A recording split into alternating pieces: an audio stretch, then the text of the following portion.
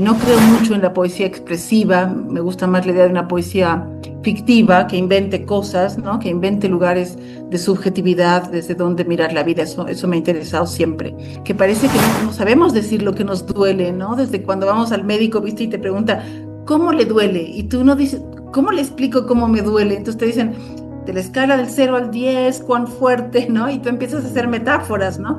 Es Mm, como un cuchillo, pero se posterga y entonces parece que siempre es muy difícil decir nuestro dolor, tanto físico como psíquico. No queda más que eh, rendirse al animal, abdicar de lucidez, ¿no? En una idea de que ya yo no entendía nada de nada, digamos, creía que muy poca gente lo podía hacer. Y rendirse al animal me apareció como un verso enigmático que yo misma no sabía mucho qué era eso. ujú. Primero porque soy muy inútil, o sea, no tengo redes sociales, no sé cómo promoverme, no sé, tengo un amigo muy querido, Gabriel Chávez, que hace unos festivales aquí en Santa Cruz, y siempre le digo, dame la receta, Gabriel, es que yo no sé cómo llegar, cómo haces para que te inviten, cómo se entra en el directorio de los festivaleros, no lo sé hacer.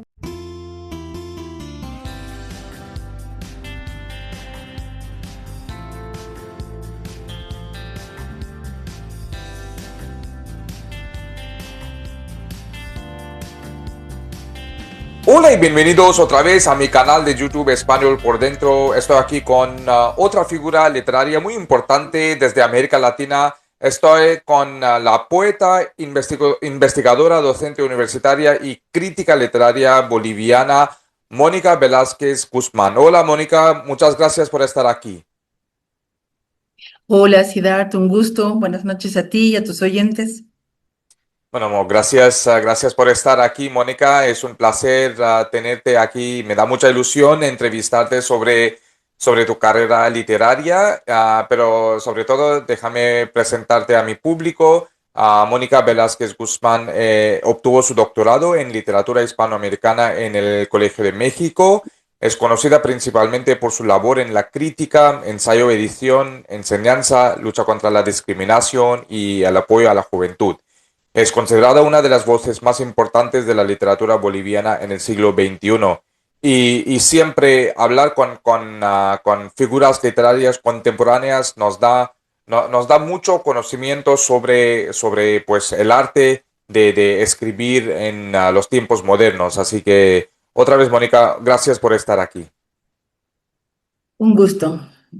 Bueno, pues Mónica, me gustaría empezar con la pregunta sobre cómo y en qué momento de tu vida comenzó pues tu relación con la poesía y la escritura literaria.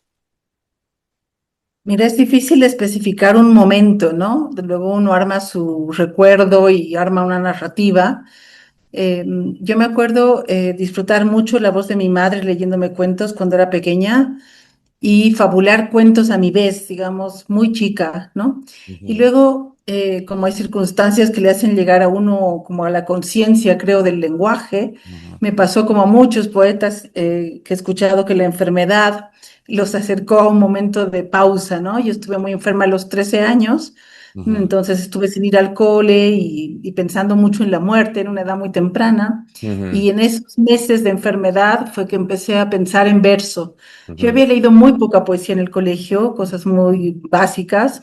Entonces es verdad que yo hacía una poesía medio clásica, con rima, con métrica, porque eso era lo que había leído, pero sobre todo era como mi lugar donde indagar la muerte, qué me estaba pasando, digamos, con eso de acercarse a la muerte en una edad, sí, muy temprana, pero bueno, tampoco hay edad para morirse, ¿no? Para morirse basta nacer, así que estaba pensando en eso. Ahí recuerdo, sí, armar mis primeros poemas y ujú, luego ya buscar personas que me acercaran un poco más a otro tipo de poetas, ¿no? ujú. Claro. ¿Y qué autoras o autores consideras fundamentales en la construcción de tu voz poética? A ver, mira, conocí muy temprano la obra de Fernando Pessoa, Ujú, me enamoré de esa posibilidad de ser muchas personas a la vez. Por un lado, porque yo tengo un poquito una angustia de identidad y tengo una hermana gemela y me costó muchos años construir una individualidad, digamos que cada una fuera una persona singular. Entonces me fascinaba la idea de tener la posibilidad de ser muchas personas a la vez o estar como construido con una especie de teatro polifónico a lo Fernando ujú, Pessoa. Entonces ahí lo leí mucho y con mucha pasión y vuelvo a él cada tanto. Ujú, Fernando Vallejo, sin duda. ujú, Marosa Di Giorgio, esta hermosa poeta uruguaya rarísima, ¿no? Que no se parece a nada, y eso también me impresiona mucho.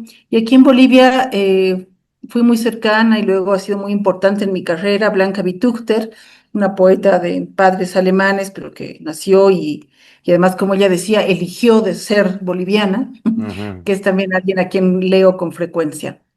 Qué bien, qué bien. Y pues mi siguiente pregunta, Mónica, es sobre, pues a lo largo de tu trayectoria, ¿no? ¿Cómo percibes la evolución pues, de tu escritura y de tus preocupaciones temáticas? Gracias. Siempre es difícil mirar el camino de uno, ¿no? Ahora he estado Sí. como juntando cosas y pensando, porque es verdad esto que dicen varios escritores de que tu bibliografía es tu biografía también, ¿no? No Ujú, solo lo que lees, sino también lo que escribes. Y yo creo que los primeros dos libros yo trabajé mucho dos ideas. Una, porque no solo esa vez que te digo a los 13, sino varias veces en la vida he estado muy cerca de morir. Entonces la muerte se volvió como un interlocutor frecuente. Digamos, le he ujú, perdido miedo con los años, le he ganado mucho respeto y mucha intimidad, ¿no? Entonces, ujú, en los primeros libros está mucho la idea de morirse, pero como que uno muere, bueno, pues que la muerte es una en todas partes, pero nos la contamos de diferentes maneras y yo creo que en Occidente la hemos dramatizado de una manera inverosímil, porque es lo único seguro que nos va a pasar, ¿no? ujú, Entonces es muy raro que uno haga tanto drama sobre lo único seguro que le va a pasar. Entonces yo pensaba que antes de llevarte el cuerpo, o sea, antes de que tu muerte física sea como visible para los demás, te mueres mucho dentro de ti mismo, ¿no? O sea, todos tenemos dentro de nosotros una especie de cementerio íntimo con el niño o niña que hemos sido, el adolescente rebelde que ya no somos, si una vez fuimos, no sé, de creencia, qué sé yo, comunista y después ya no. Es decir, todo lo que hemos ido dejando de ser en el tiempo lo acumulábamos en alguna parte. Entonces, mis primeros dos libros tienen más que una indagación temática, tienen una indagación enunciativa, digamos, de cómo dejar hablar a todas esas voces que uno lleva dentro de sí mismo, ¿no? Entonces, el primero se llama Tres nombres para un lugar y son tres perspectivas que van contando cómo esta personaje se va muriendo dentro de su propio cuerpo hasta que el cuerpo más le desaparece. El ujú, segundo libro está dedicado a mi hermana gemela porque siempre es un tema del que quise escribir. ujú, Entonces son como dos gemelas van contando la vida siempre desde dos versiones porque mi hermana y yo somos casi idénticas físicamente, pero en personalidad no podemos ser más opuestas. Entonces siempre ha sido muy divertido ver cómo las dos mirábamos la misma cosa, pero de dos formas radicalmente opuestas, ¿no? Y después me interesa mucho el poema dramático, me interesa mucho crear personajes ficticios. No creo mucho en la poesía expresiva, me gusta más la idea de una poesía fictiva que invente cosas, ¿no? Que invente lugares de subjetividad desde donde mirar la vida. Eso me ha interesado siempre. Y en los últimos dos libros sí me he dejado un poco más un espíritu lúdico, jugar con más con el lenguaje, abdicar de lucidez, fue un juego con la tachadura, con el poema largo, pero también con el descreimiento sobre el propio lenguaje. ujú. Y, y bueno, el último también va un poco por ahí.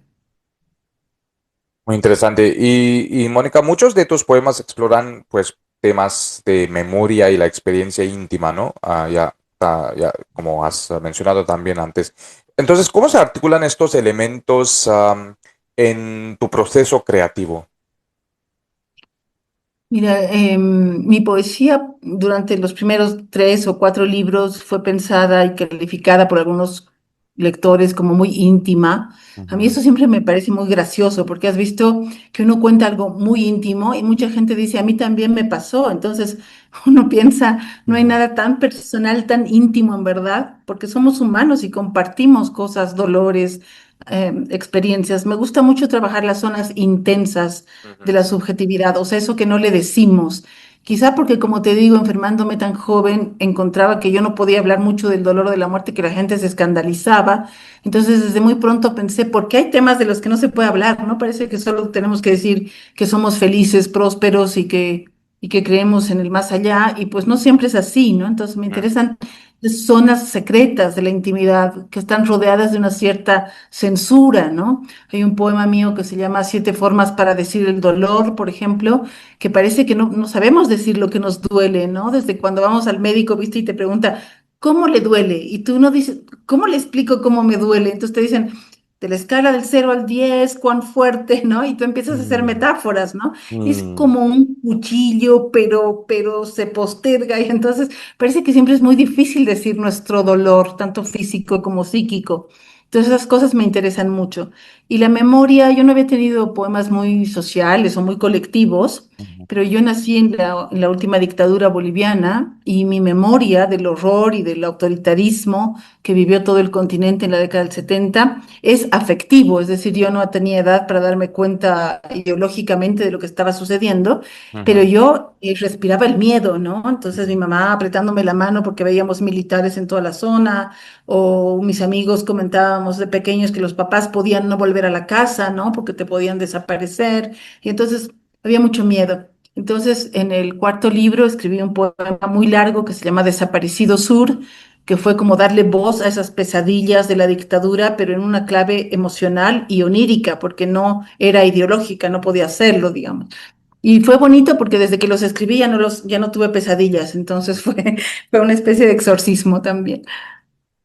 Bueno, muy interesante.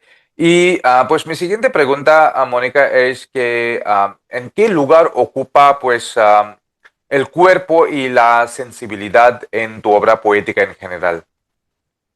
Bueno, el cuerpo para mí es central, ¿no? Es decir, entendiendo que somos eso, estamos situados en una piel, ¿no? En una temperatura, en un hambre, en un deseo, etcétera. Discrepo totalmente de la gente que mira el cuerpo como algo terrible, pesaroso. Más bien a mí me parece la zona más plena y libertaria y feliz que nos ha dado la vida, en sus caras felices y en sus caras tristes. Es decir, a mí me interesa tanto el cuerpo que habla cuando le duele algo, digamos, como el cuerpo que habla cuando le gusta a alguien, ¿no? Y se te va la hormona y antes de que tú decidas si querías hacerle caso a este sujeto, pues ya se te fue el cuerpo tras él o tras ella.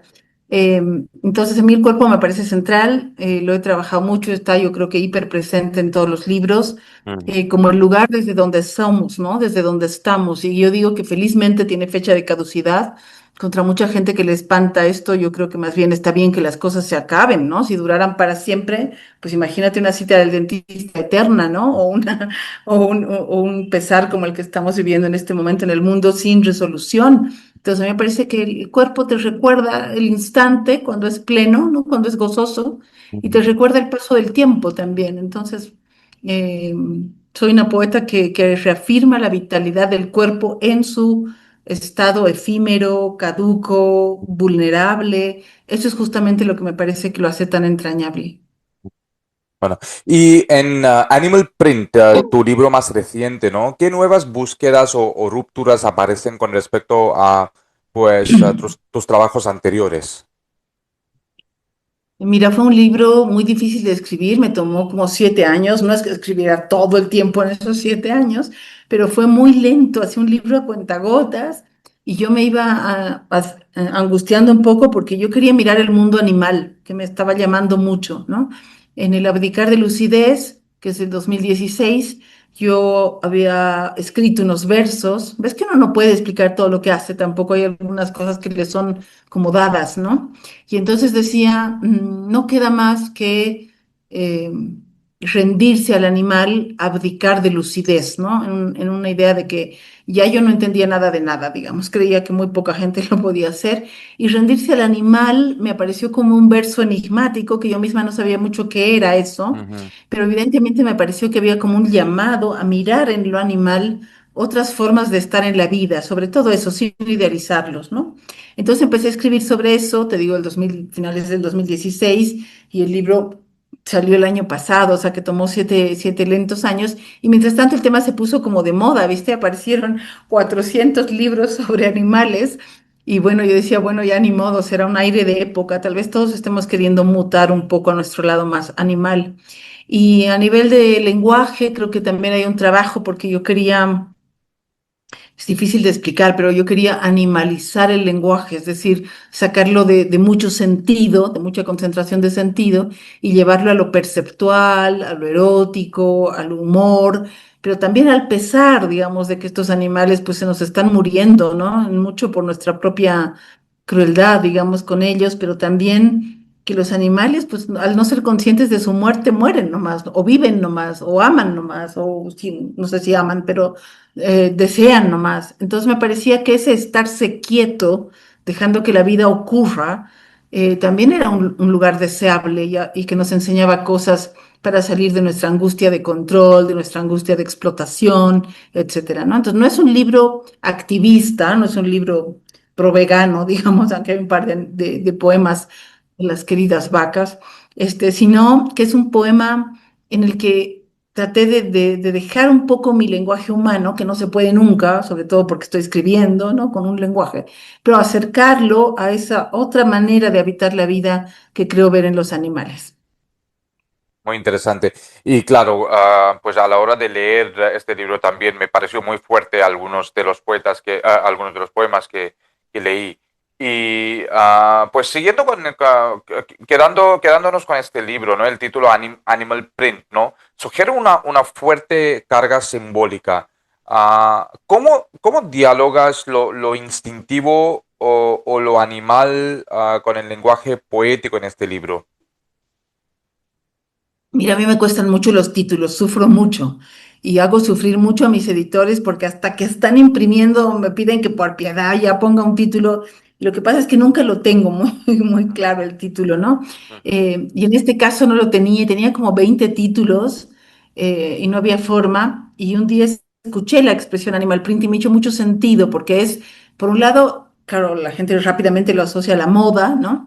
Pero es ponernos la piel del animal y eso es una de las cosas más tribales que hemos hecho los seres humanos, ¿no? Ponernos la piel para conjurarlos en un rito y tener su fuerza, ponernos la piel para abrigarnos. ¿Qué Ujú, significaba ponernos la piel del animal hoy, digamos? Pero también, evidentemente, un guiño al mundo de la sobreexplotación, pero también un guiño al print como huella, ¿no? Como esa huella del animal que se ha retirado y tú vas siguiendo un poco gatunamente, digamos, en el poemario. Y también me pareció un poco imprimir la huella de ese animal, o sea, como que conjuraba y permitía varias metáforas que están en el libro. Entonces vino de ahí el título. Y evidentemente se acercan a cosas muy cotidianas, pero no sé si lo has notado, ojalá los lectores lo vean así, pero mi idea es, no quiero traer a los animales a mi casa, digamos, no es que yo quiero tener animales, sino que quiero que la voz poética se acerque a los animales. Entonces, la voz poética se pone a esperar con una araña a ver si pica algo, o se mete al lodo con una cerda a jugar con la tierra. Es decir, acercar que la voz poética entre en el espacio animal y no que sea al revés. Entonces ahí hay un espacio cotidiano, lúdico, creo que puede ser provocador. claro. Y pues, ¿cómo concibes la relación entre poesía y cotidianidad en el conjunto de tu obra? Sí, a ver, a mí no me gusta esa idea de que la poesía es algo, no sé, difícil, elitista, alejado del mundo. Ujú, Yo enseño poesía en la universidad y mis alumnos en general empiezan la materia con mucha resistencia porque la han aprendido en colegio en la peor forma. ¿Te acuerdas cuando te hacen, bueno, no sé cómo sea en la India, pero aquí, Día de la Madre, y te hacen recitar de memoria unos poemas cursis horribles, ¿no? Entonces mis pobres alumnos llegan así, no me gusta la poesía, no me gusta. Yo les digo, ¿cuál no te gusta? Porque tipos de poesía hay muchísimos, ¿no? En el mundo. Y a mí me parece que esa capacidad que tiene la poesía de demostrarte que el lenguaje no está acordado y fijado, sino que es una zona resbaladiza, donde todos hacemos el pacto de creer que nos estamos entendiendo, pero todos vivimos, ¿no? El malentendido amoroso, ¿no? Quise ujú, decir, tú dijiste, tú entendiste otra cosa, ujú, ¿no? Etcétera. Vivimos en mucho malentendido y sin embargo queremos creer que el lenguaje es transparente, es llano, que no tiene ujú, problemas. Y más vale también que lo hagamos, porque si no, tal vez no nos comunicaríamos. Pero me parece muy valiosa la duda del lenguaje en la poesía, que te haga dudar de eso que nos parece como lo más propio de la especie humana, ¿no? Es que cuando tú dices tu nombre, ¿qué dices? ¿Qué estás diciendo, no? Yo cuando descubrí que había mucha gente llamada Mónica me dio un shock, ¿eh? Tenía como 5 años, entré al colegio y en mi curso habían ujú, 5 Mónicas. Y me ujú, pareció como, qué horror, ¿cómo? Entonces tu nombre no es tuyo, ¿no? Es un significante vacío que mucha gente lo puede ocupar, ¿cómo? Eh, bueno, lo de significante vacío no lo pensé a los 5, ¿no? Lo pienso ahora, pero sí me dio mucho desconcierto, sentí como que, ¿por qué iba más gente cuando la llamaban con mi nombre, ¿no? Entonces, el lenguaje poético nos recuerda pues que el lenguaje es una convención, digamos, como tantas otras cosas humanas, y para mí que irrumpa y que moleste la vida cotidiana me parece bien. No lo veo alejado ni lo veo como una esfera privilegiada, digamos. Bueno, y Mónica, siendo una poeta tan destacada, claro que habrás asistido a muchas lecturas públicas, ¿no? Festivales de poesía y otros espacios, pues, colectivos, ¿no? Así que, ¿qué importancia han tenido, pues, estos espacios en el desarrollo de tu carrera literaria? Mira, no tanto. Primero Ujú, porque soy muy inútil, o sea, no tengo redes sociales, no sé cómo promoverme, no sé, tengo un amigo muy querido, Gabriel Chávez, que hace unos festivales aquí en Santa Cruz, y siempre le digo, dame la receta, Gabriel, es que yo no sé cómo llegar, cómo haces para que te inviten, cómo se entra en el directorio de los festivaleros, no lo sé hacer. Hace muchos años, no muchos, el 2005, ujú. hice yo un festival que fue de los primeros en Bolivia, un festival en la calle donde convencía a los poetas de leer en las plazas públicas, era difícil, y convencía al alcalde de que me deje usar la plaza pública y a la gente de que se junte, justamente porque creo que la poesía sí convoca oyentes y lectores, no creo que sea un género que no se lea o que se lo tache. Creo que se lo lee bastante más de lo que se confiesa. Y ahí me convencí de la buena llegada de volver al lado oral de la poesía. ¿Viste esta cosa de que la poesía nació cantada, bailada, oral, ¿no? Y nunca ha perdido su contacto con la música, con la sonoridad. Entonces, cuando la lees en voz alta, siempre adquiere otra dimensión y eso me gusta mucho. Pero he circulado muy poquito. Tuve la suerte enorme de ir a Medellín, que es no sé qué es, como una cosa de extraterrestres que solo los colombianos hacen, ¿no? Porque es un teatro gigantesco con una cantidad inverosímil de poetas leyendo en su lengua, con un público familiar, todos quietos, nadie come, nadie respira, nadie grita, nadie molesta, y hay una comunión que yo no la he visto en ningún otro país del planeta, tal vez un poquito en México. Entonces ese fue el festival más así impresionante al que he ido, pero no he circulado mucho, un poco por mi propia inoperancia. Sí, bueno, creo que al fin y al cabo tu obra habla y también pues llega a más gente, ¿no? Pero pues sí, se nos ha pasado el tiempo, a mí me parece, porque el tiempo vuela y hemos llegado hasta el final de esta entrevista. Pues mi última pregunta para ti es, mirando pues hacia el futuro, Mónica, ¿en qué proyectos literarios te interesa profundizar después de Animal Print? Mira, lo que pasa es que yo en el Animal Print tenía un proyecto mucho más grande, que eran como tres partes y esta sería la primera, pero me está costando mucho escribir, mucho. Estoy como en unas épocas de silencios muy largos y yo que escribo ensayo me asombra porque el ensayo es de disciplina física, ¿viste? Es como, quiero decir esto, organizo mi estructura, me siento y hago. En cambio, la poesía para mí, no sé si para muchos es todavía muy ay, me cuesta convencerla, es celosa, si estoy escribiendo otra cosa o estoy evitando el lenguaje muy académico o muy administrativo, se va. Entonces me cuesta mucho avanzar, estoy como así, como que presiento, veo palabritas que asoman el hocico, digamos, pero se me escurren. Entonces me gustaría poder retomar y que no espere tanto, otra vez otros 7 años para que aparezca la poesía, pero nunca se sabe. Entonces, mientras tanto, para distraerme, escribo ensayos. Bueno, pues yo os dije a mi público que pues hemos llegado hasta el final de esta entrevista, así que esto era la última pregunta, pero la entrevista no ha terminado porque tengo una parte muy especial para vosotros, recitación pues uno de los poemas de Mónica y voy a traducirlo al hindi. Pues, Mónica, habíamos planeado tres poemas, pero creo que en el interés del tiempo vamos a hacer solo uno, ¿sí? Ujú, Y vamos a hacer el poema número 17. ujú.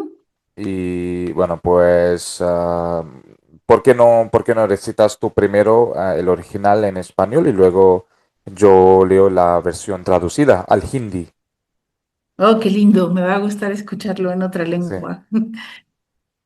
Habrías dicho, arde, duele, causa sangrados, hincha venas, impide correr, temblequea, quema desde dentro puntualizarías?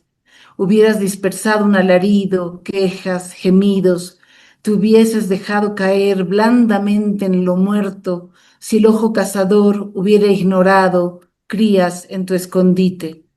Tentadora a toda navaja esa visceralidad, sin palabras que aligeren la incisión, eso corroyendo defensas.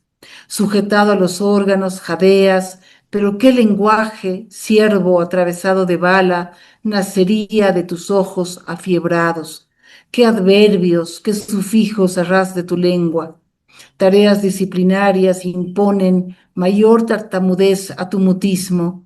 No vaya a ser el contagio, la toma animal de predios, no vaya a ser sin recaudo, pero tú morirás mirando la prohibición de amarse entre especies. Bueno, pues muchas gracias por esto. Voy a leer la versión traducida al hindi pues antes de leer me gustaría decir a mi público que a mí pues impactó mucho este poema y fue bastante difícil traducir al hindi porque el lenguaje es realmente pues muy desafiante, digamos, para un traductor. Pues voy a hacer lo que yo he podido, voy a leerlo en hindi y espero que a Mónica, aunque no entiende nada de hindi, Mónica, pero espero que pues, te suene lindo, ¿no? El sonido del hindi. Bueno, Claro. यह कहते कि जलता है, दुखता है, खून बहाता है, नसें सुजा देता है, दौड़ने से रोकता है, कप कपाता है, भीतर से जलता है, तुम स्पष्ट करते, एक चीख को बिखरा देते, शिकायतें कराहे, तुम ढह जाते, मृत सा, नरमी से। अगर शिकारी आंख ने तुम्हारे छिपने की जगह में बच्चों को ना देखा होता, हर छुरी के लिए ललचाती, वह शब्दों से परे अंतरंगता जो चीरे को हल्का नहीं करती, वह जो रक्षा को कुतरती हुई अंगों से चिपकी रहती है। तुम हाफते हो, पर कौन सी भाषा गोली से छिदे हिरन की तुम्हारी बुखारी आंखों से जन्म लेती? कौन से क्रिया विशेषण, कौन से प्रत्यय तुम्हारी जीभ की सतह पर, अनुशासनात्मक काम तुम्हारे मौन पर और अधिक हकलाइट थोपते हैं? कहीं संक्रमण न फैल जाए, कहीं इलाकों पर पशु सा कब्जा ना हो जाए। एहतियात के बिना नहीं, पर तुम मरोगे प्रजातियों के बीच प्रेम की मनाही को देखते हुए। Pues esto es la versión traducida por mí, pues a mí me hubiera pues gustado leer los otros poemas también, Mónica, pero creo que por falta de tiempo tendremos que terminar aquí. Pero muchísimas gracias por tu tiempo. Ha sido un placer escucharte, conocerte y espero seguir en contacto. A ti mil gracias, además por hacer esa magia de la sonoridad con la que uno se queda cuando no conoce otra lengua. Muchas gracias a ti. Gracias a Mónica Velázquez Guzmán, gracias a mi público por ver esta charla tan fascinante con la poeta boliviana. Es el esfuerzo de mi canal de llegar a los países latinoamericanos, a las voces latinoamericanas, así que esto ha sido una pequeña, un pequeño esfuerzo por mi parte. Pues hasta el otro capítulo de Español por Dentro. Chao. Chao.